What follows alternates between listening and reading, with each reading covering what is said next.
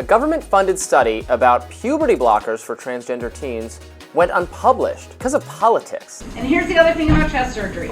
If you want breasts at a later point in your life, you can go and get them. The follow the science crowd is suddenly covering up science when it hurts their feelings.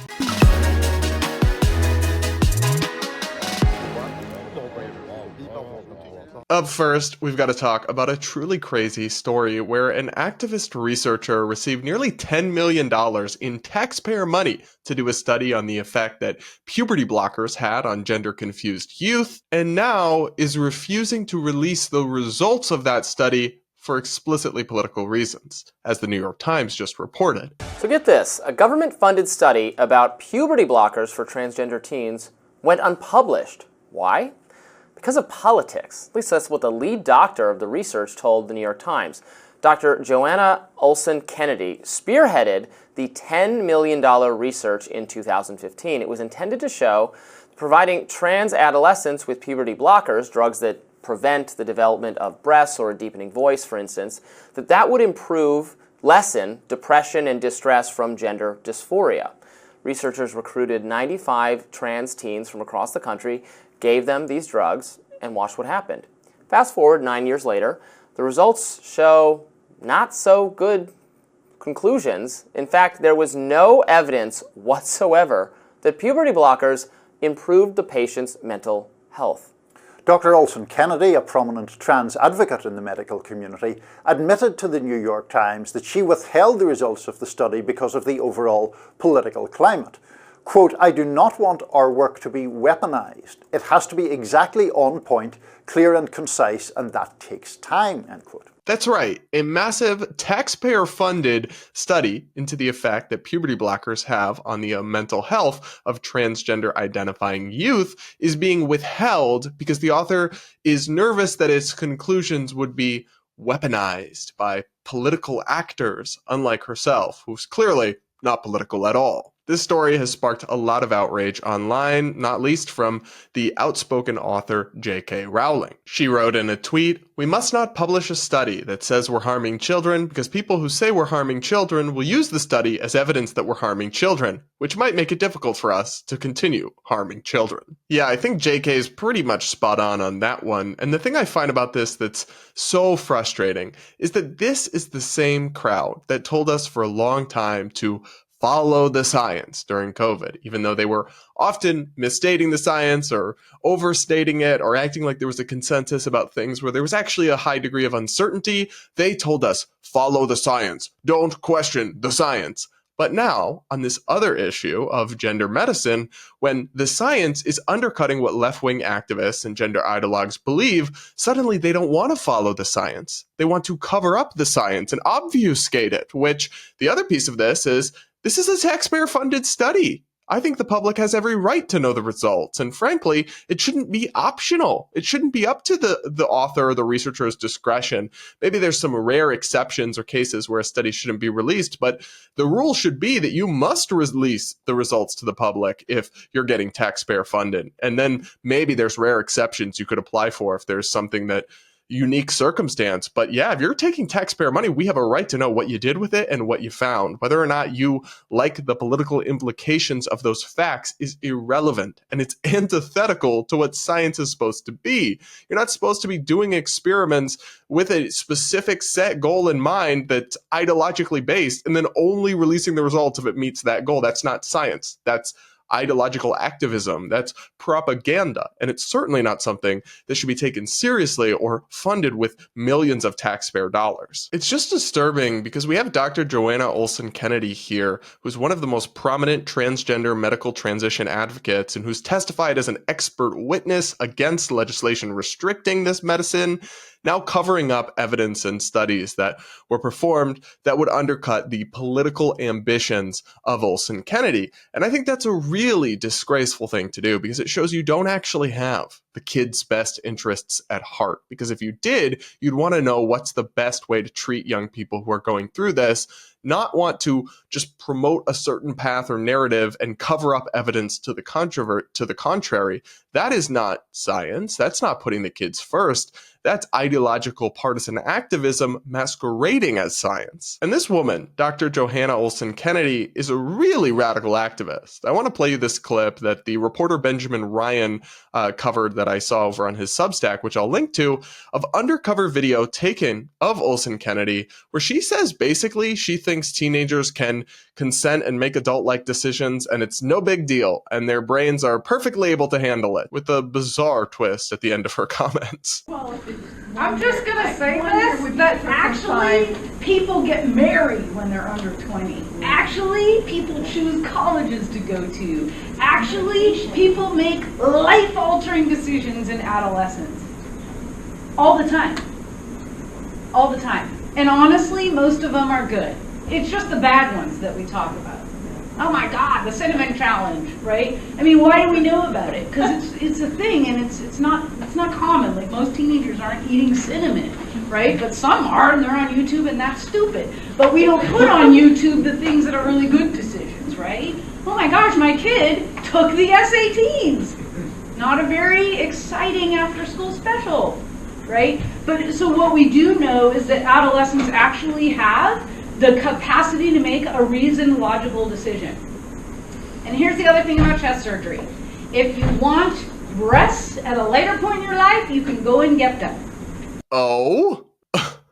That line at the end there kind of threw me for a loop, because I'm sorry, but if you suggest that getting your breasts removed as a teenager is fine because you can get implants later in life if you change your mind, and it's basically the same thing, I just have a hard time taking you seriously. It's not the same thing whatsoever, and people who have had cancer and had their breast tissue removed and then gotten implants, it might be better than the alternative, but it's not the same thing as the original equipment, and for a supposed expert to suggest otherwise is totally disqualifying. And I just can't believe that she's comparing 18, 19, 20-year-olds getting married or deciding where to go to college to young minors making irreversible medical transitions that start at 9 or 10 with puberty blockers in many cases, and then are irreversibly continued with hormone replacement therapies at 11, 12, 13, 14, 15. Those are not equivalent scenarios. You can transfer colleges. You can get a different degree. You can switch your major. You can get an annulment or a divorce and get remarried. You can't unsterilize yourself. You can't undo the blocking of puberty and then going through the opposite sex hormone therapy and the effects that will have on your body. They are irreversible. And so to compare them to other decisions that young people make, which frankly, they often don't make very good decisions at, right? Choosing where to go to college, drowning themselves in debt, to use that as an example of why they should be allowed to make different decisions with much more radical consequences at even earlier ages is totally logically incoherent and just the opposite of convincing or compelling. Other than that, though, you're doing a great job. Now, that clip is several years old, but I did just want to include it because I think it shows the mindset of the person that we're dealing with here, and I'm not sure that this kind of activist masquerading as a scientist should have been given such an important and significant taxpayer-funded grant in the first place. This is a huge story. It's a huge controversy, not just in the world of gender medicine, but in this whole new era of debate that we're having over what the proper role of activism is in science, or lack thereof, and our general kind of coming to terms with how much ideology has captured many of our scientific institutions. So it's a really important story in that regard. But how is the activist class responding to these revelations? Spoiler alert, not well. Remember, guys, this was not reported by Fox News or some ideological right-wing partisan with an agenda to advocate for, trying to twist the facts to undercut youth transition. This original story was reported in a nuanced and balanced way by the New York Times. And I do give them credit for that, but it tells you that this isn't some right-wing smear job on this doctor. This is actually just critical reporting of an important story with serious cause for concern, because it's coming from a place that is, in at least in its instinct, pro-trans. It's not an anti-trans news outlet. Yet the activist class, the LGBT activists, are responding to this story not by actually taking any of the facts covered in it seriously, but with cheap identity politics-based deflections, which is, I guess, sadly pretty unsurprising, but still really pathetic. The transgender activist Ari Drennan, who works for Media Matters, tweeted the New York Times story and didn't rebut any of the claims that were made in it, but simply said, "Zero trans people quoted in this New York Times story." And the LGBT activist group GLAAD quote tweeted this post and said, "The New York Times is at it again. Another article about trans healthcare that quotes zero trans people, ignores context, and is critiqued for bias. Today's piece fails to explain how the New York Times itself contributes to the current climate of anti-trans fear-mongering." So yes, guys, seriously, they don't have any substantive rebuttal, any reason why we shouldn't be concerned by this politicization of science by covering up offensive results or whatever. No, we should just discredit the story because it didn't quote a trans person. What? If it was the same story, but it had trans people quoted saying the same thing as the experts that are quoted in the story, it wouldn't somehow be more or less correct. This is identity politics taken to its most anti-logic extreme, where you are substituting lived experience and representation for actual appeals to factual reality or arguments or logic of any kind. To me, it's just a small thing, but it shows how brain broken many of these LGBT activists are, that they actually see identity as a substitute for reason, for argument, for rationale.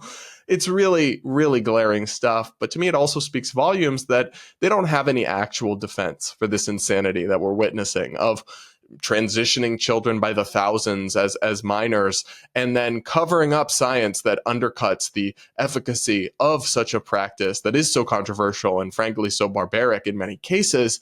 No, they're just going to cite identity to try to shut down the conversation from happening because they know they can't win the debate. These activists really do hate journalism. Benjamin Ryan, who I mentioned earlier, tweeted an image of GLAAD, which parked a truck in 2023 outside of the New York Times office that said, "Dear New York Times, stop questioning trans people's right to exist and access to medical care.